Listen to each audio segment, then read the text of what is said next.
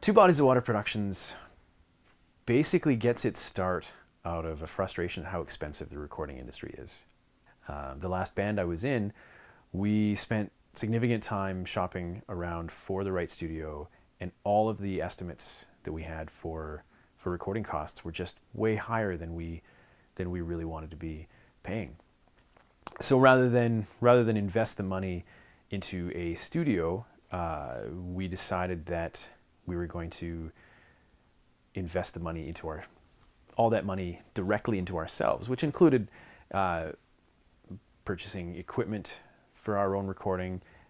And basically what that turned into was us learning more and more about studios and about soundproofing and about the recording process, which we turned into our own studio. The more research we did became loans and became investments, and it escalated so quickly that over a matter of 3 or 4 months, we were putting a business plan together to open our own studio that would be able to offer everyday musicians a financially viable option to big budget studios. So this is our general purpose room. We probably do about 70% of the actual tracking out of this room, including vocals and drums from time to time. It is one of the most comfortable spaces that we have because it's so bright, easy to see everything, and it has the most space. Back here is this is our drum room. Designed this around a set of drums and percussion. It's the only space in the studio that we have varying height ceilings, which help us control cymbal wash and generally make the sound of the room just that much cooler. This is our isolation room. We typically track most of our vocals and voiceovers out of this room. We also use this as an isolation room for guitar amps and bass guitar amps or acoustic guitars, and it sounds really great as a guitar room.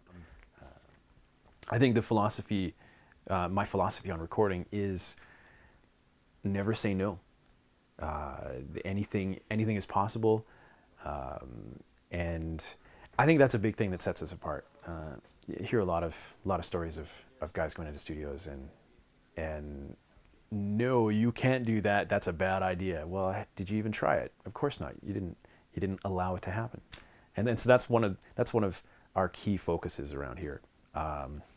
Myself as the main engineer, I think I bring a unique perspective to the recording because I'm a singer by trade, and so I'm more focused on the melody and the song than a lot of engineers who come from either an instrument or a technical background rather than a vocal and songwriting background.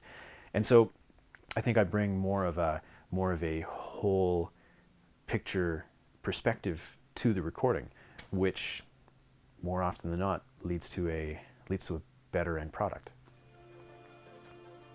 The coolest part of my job is I get to make people's dreams come true.